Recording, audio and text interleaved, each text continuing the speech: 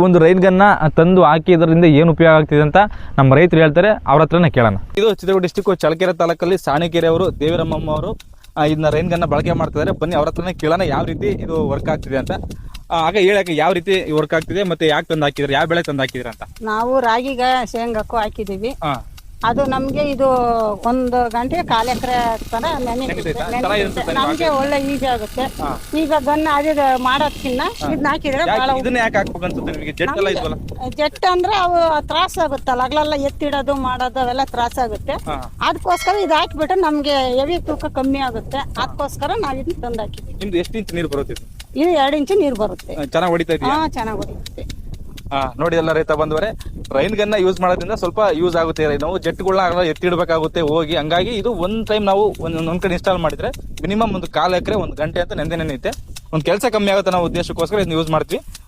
ನೋಡಿಲ್ಲ ರೈತ ಬಂದವರೆ, rain gun ಯಾವ ರೀತಿ ಇದೆ ಮತ್ತು ಅದರಲ್ಲಿ ಏನೆಲ್ಲ ಪಾರ್ಟ್ಸ್ ಇದೆ, ಅದನ್ನು ಯಾವ ರೀತಿ ನಾವು ಫಿಟ್ಟಿಂಗ್ ಮಾಡಬೇಕು ಮತ್ತು ಅದನ್ನು ಬಳಕೆ ಮಾಡೋದ್ರಿಂದ ಏನೆಲ್ಲ ಲಾಭ ಇದೆ ಅಂತ ಈ ವಿಡಿಯೋದಲ್ಲಿ ನಿಮಗೆ ಮಾಹಿತಿ ಕೊಟ್ಟಿದ್ದೀನಿ. ಈ ಮಾಹಿತಿ ನಿಮ್ಗೆ ಏನಾದರೂ ಇಷ್ಟ ಆಗಿದ್ರೆ ನಮ್ಮ ಒಂದು ಯೂಟ್ಯೂಬ್ ಚಾನಲ್ನ ಸಬ್ಸ್ಕ್ರೈಬ್ ಮಾಡ್ಕೊಳ್ಳಿ ಮತ್ತು ಫೇಸ್ಬುಕ್ ಪೇಜ್ನ ಫಾಲೋ ಮಾಡ್ಕೊಳ್ಳಿ ಅಂತ ಹೇಳ್ತಾ, ಮತ್ತೆ ಮುಂದಿನ ವಿಡಿಯೋದಲ್ಲಿ ಕೃಷಿಯ ಬಗ್ಗೆ ಹೊಸ ಮಾಹಿತಿನ ತಗೊಂಡು ನಿಮ್ಮ ಮುಂದೆ ಬರ್ತೀನಿ. ಅಲ್ಲಿವರೆಗೂ ಎಲ್ಲರಿಗೂ ಟಾಟಾ ಬಾಯ್.